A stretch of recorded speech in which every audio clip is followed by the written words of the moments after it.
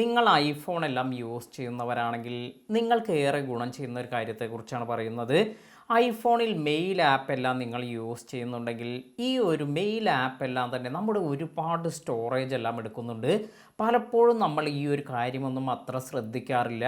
അതിനാൽ തന്നെ ഇന്നത്തെ ഈ വീഡിയോ ഇത് നിങ്ങളുടെ ഐഫോണിലെ ഈ സ്റ്റോറേജിനെ കുറിച്ചും ഇത് നിങ്ങൾക്ക് എങ്ങനെ ഒഴിവാക്കാം, അതിനാൽ തന്നെ നിങ്ങൾക്ക് നല്ല രീതിയിൽ നിങ്ങളുടെ ഐഫോണിൻ്റെ പെർഫോമൻസും അതുപോലെ നിങ്ങൾക്ക് അൺവാണ്ടഡ് ആയ ഒരുപാട് ഫയൽസും ക്യാഷേഴ്സ് എല്ലാം റിമൂവ് ചെയ്യാൻ സാധിക്കും.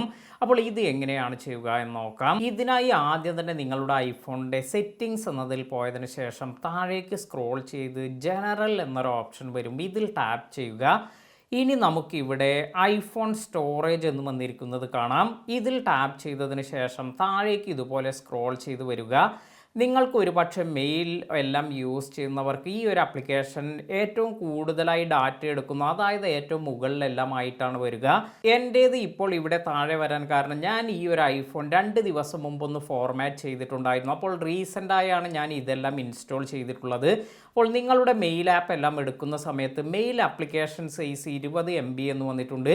പക്ഷേ ഇവിടെ താഴെ നിങ്ങൾ നോക്കുക, ഡോക്യുമെൻ്റ് ആൻഡ് ഡാറ്റ എന്നത് ഇത് വളരെ ഹ്യൂജ് സൈസ് എല്ലാം ആയിരിക്കും നിങ്ങൾക്ക് വരിക. സാധാരണ ഞാൻ ഈ ഒരു മെയിൽ ആപ്പ് എല്ലാം യൂസ് ചെയ്യുമ്പോൾ 2 GB 3 GB എല്ലാം വരാറുണ്ട്.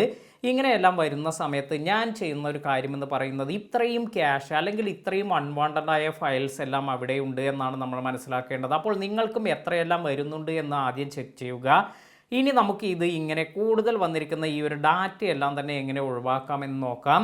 ഇതിനായി നമ്മൾ ചെയ്യേണ്ടത് നമ്മുടെ ഈ ഒരു മെയിൽ ആപ്പിൽ ജസ്റ്റ് ടാപ്പ് ചെയ്ത് പിടിച്ചതിന് ശേഷം ഇവിടെ റിമൂവ് ആപ്പ് എന്നൊരു ഓപ്ഷൻ ലഭിക്കും, ഇതിൽ ടാപ്പ് ചെയ്യുക.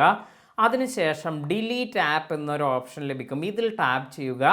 ഇപ്പോൾ നമുക്ക് സെറ്റിങ്സിൽ പോകാൻ പറയുന്നുണ്ട്, അതായത് നമ്മുടെ ഇമെയിൽ ഈ ഒരു മെയിൽ ആപ്പാണ് ഡിഫോൾട്ടായിട്ട് ഇരിക്കുന്നത്. അതിനാൽ തന്നെ ഇത് മാറ്റി നമുക്ക് ജിമെയിൽ എന്ന് സെലക്ട് ചെയ്ത് കൊടുക്കാം. അതിനുശേഷം വീണ്ടും ബാക്ക് ചെയ്തതിന് ശേഷം വീണ്ടും നമുക്ക് ഇവിടെ പ്രസ് ചെയ്ത് റിമൂവ് ആപ്പ് എന്ന് കൊടുത്ത് ഡിലീറ്റ് ആപ്പ് എന്ന് കൊടുത്ത് വീണ്ടും ഡിലീറ്റ് എന്ന് കൊടുക്കുക. ഇപ്പോൾ നമ്മുടെ ആ ഒരു ആപ്ലിക്കേഷൻ എല്ലാം പോയിട്ടുണ്ട്. ഇങ്ങനെ ഈ ഒരു ആപ്ലിക്കേഷൻ പോകുന്നത് കൊണ്ട് നമ്മുടെ മെയിലിലുള്ള കണ്ടന്റ് ഒന്നും തന്നെ പോകുന്നില്ല, ഈ ഒരു ആപ്ലിക്കേഷൻ മാത്രമാണ് നമ്മൾ ഡിലീറ്റ് ചെയ്യുന്നത്. ഇനി അതിനുശേഷം ആപ്പ് സ്റ്റോർ ഓപ്പൺ ചെയ്തതിന് ശേഷം ഇവിടെ നമ്മൾ മെയിൽ എന്ന് സെർച്ച് ചെയ്യുക. അതിനുശേഷം ഇവിടെ താഴെ വന്നിരിക്കുന്ന ഈ ഒരു മെയിൽ ആപ്പ് വീണ്ടും നമുക്ക് ഇൻസ്റ്റാൾ ചെയ്യാം. ഇനി ഞാൻ ഇൻസ്റ്റാൾ ചെയ്തിരിക്കുന്ന ഈ ഒരു ആപ്ലിക്കേഷൻ വീണ്ടും ഈ ഒരു പ്ലേസിൽ തന്നെ കൊണ്ടുവന്ന് വയ്ക്കുന്നുണ്ട്.